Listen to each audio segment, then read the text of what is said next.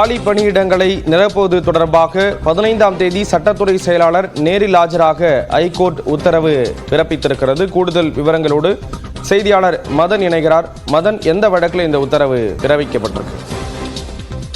ஸ்ரீராம், தமிழகத்தில் உள்ள அரசு சட்டக் கல்லூரிகளில் காலியாக உள்ள இணை பேராசிரியர் பணிக்கு நேரில் நியமனங்கள் மூலமாக மேற்கொள்ள வேண்டும் என்று வசந்தகுமார் என்பவர் கடந்த 2018ஆம் ஆண்டு சென்னை உயர்நீதிமன்றத்தில் இந்த ஒரு வழக்கை தொடர்ந்தார்.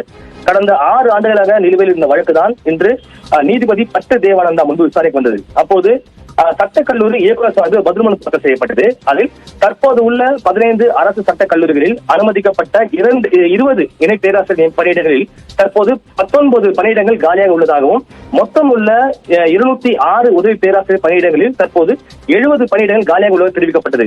இதற்கு கடும் அதிருப்தி தெரிவித்த நீதிபதி காலியாக உள்ள இந்த உதவி பேராசிரியர் இணை பேராசிரியர் பணியிடங்களை நிரப்பாமல் மாணவர்களுக்கு முறையான சட்டக்கல்வி எப்படி வழங்க முடியும் என்று தெரிவித்தார். அது மட்டும் இல்லாமல் இந்த ஒரு விவகாரம் சட்டம் படித்து வரும் வழக்கறிஞர் விரும்பும் அனைத்து மாணவர்களுக்கும் தலைமுறை அழைத்துவிடும் என்று தெரிவித்திருந்தார்.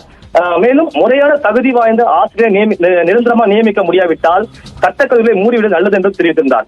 எனவே தகுதியான ஆசிரியர் நியமிக்காமல் கௌரவ விரிவாளர் மூலமாக பாடம் நடத்துவது மாணவர்களுடைய எதிர்காலத்தை பாழாக்கிவிடும் என்று தெரிவித்திருந்தார். எனவே அரசு சட்டக் கல்லூரிகளில் காலியாக உள்ள இந்த உதவி பேராசிரியர் இடங்களை குறிப்பிட்ட காலத்திற்குள்ளாக நிரப்புவதற்கான செயல் திட்டம் குறித்து விளக்கம் அளிக்கும் வகையில் தமிழக அரசின் சட்டத்துறை செயலாளர் வரும் அக்டோபர் 15ஆம் தேதி நேரில் ஆஜராக வேண்டும் என்றும் தற்போது உத்தரவிட்டு அந்த வழக்கு விசாரணை தற்போது தள்ளி வைக்கப்பட்டுள்ளது. ஸ்ரீராம், விவரங்களை வழங்கியதற்கு நன்றி மதன்.